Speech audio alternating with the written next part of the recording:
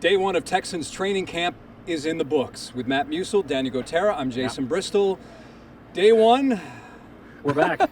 Heat. We're Heat. back. Yeah, we're You back. said that like you're out of breath, Jason. Wait a minute. Well, Were you running look at this wind guy. sprints? Look Oh, at no, this no, guy. I'm fully covered. I have the air pack.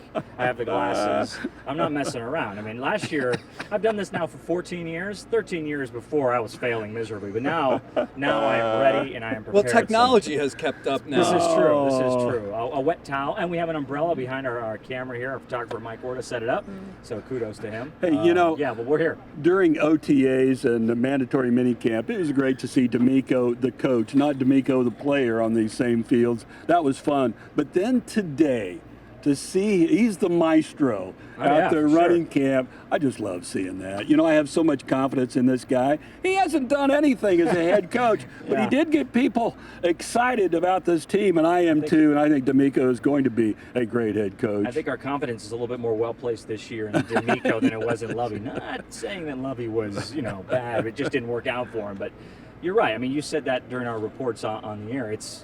He's going to be here. Like, this is a firm job that he's going to have, and he's going to get a chance to build this, and he's doing so, and it's going to take a shape in his image. I also thought it was interesting. Someone had asked him about when he was a player, and he said, being out here for the first day as a head coach brought me back to 2006, my first day as a player, and the anxiousness and maybe a little nerves, but I think when you're a coach, it's a little bit easier because you have some job security, knowing that you've got a longer-term deal than perhaps some of the other head coaches before you. But it was, I found it interesting, not surprising, but interesting to see earlier in the workouts, he was right over that defense. And of course, that's his calling card.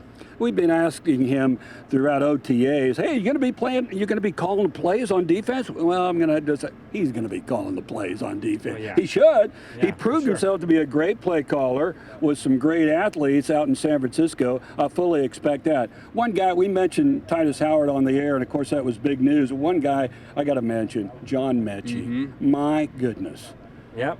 Diagnosed with leukemia last year, and he's overcome that. He looks good out here. He looked like he was ready to go. Yeah, he looks like he's ready for game one. Yeah, he wasn't just out there, well, let me go through. No, he was out there going through. I love seeing that. I mean, John he's been Mechie. thinking about this for, a year? And, he's chomping at the bit to get out there. And he talked about the diverse receivers that CJ is going to have to work with, and the quarterbacks, but we're assuming that CJ is going to be the starter because he looks so good out there. I mean, you've got Nico Collins. You've got a really wide array of talent that, if used properly, can be really, really good.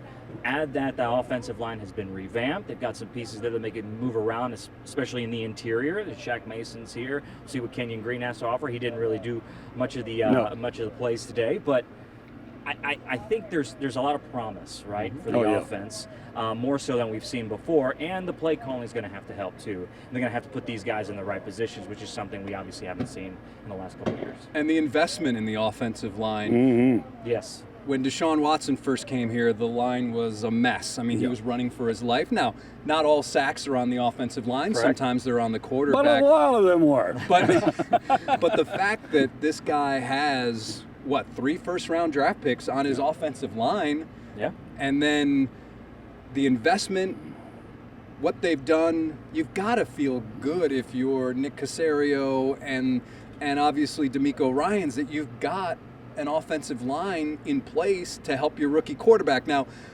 of course, leading up to this year, the offensive line, they've really invested in the offensive line, even before they went with this Titus Howard extension. Well, that too, and you got to be able to run the ball. I mean, it's not just protecting the quarterback. Obviously, running the ball helps protect the quarterback, and we saw the bursts that Damian Pierce has to offer last year. And if you get a more stabilized group up front, and they brought in Singletary too, who can add some more reps behind him. He's been in the league for a while. I think it's going to be a pretty good unit. You know what's interesting is Titus Howard gets this huge contract, right? Finally, last year they put him at right tackle and let him play right tackle. Before that, they're put you in right guard. We can move these guys around. They need to be versatile. They need to be versatile. Maybe. Hey, let him play right tackle, and he becomes a really good right tackle, and he gets a big contract. Kudos to him. I'm very happy for him. I know he's so happy. He's not going to be, there's an injury. You need to slide down the line a little bit. He's at that position, and that's exciting for CJ to see those big offensive tackles are tied up for the next few seasons. I know one of the storylines you were most looking forward to was Will Anderson Jr. Did you watch much of him today?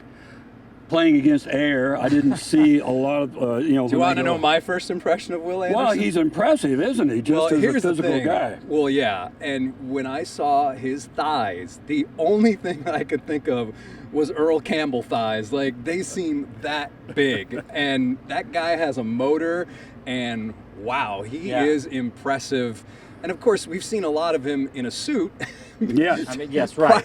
Prior to him arriving here, and of course there were the organized team activities, rookie camp, and all that. But man, there's some burst. But just as a physical specimen, that guy, he's a dude. Yeah, we talk about, I noticed that last year when I was on the sidelines for Texas, Alabama. Mm-hmm. You just see the guys. This guy just stands out above everybody else. But everybody's talking about CJ.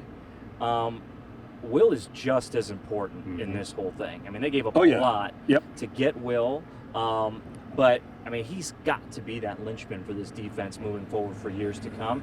Each side needs a quarterback. Obviously, we know one side is the quarterback. The other side needs a linebacker to take control, and he's definitely one of those guys. And he's not Von Miller. He's not a huge defensive end. He's going to need those big thighs, but he's just this guy's upside is for sure.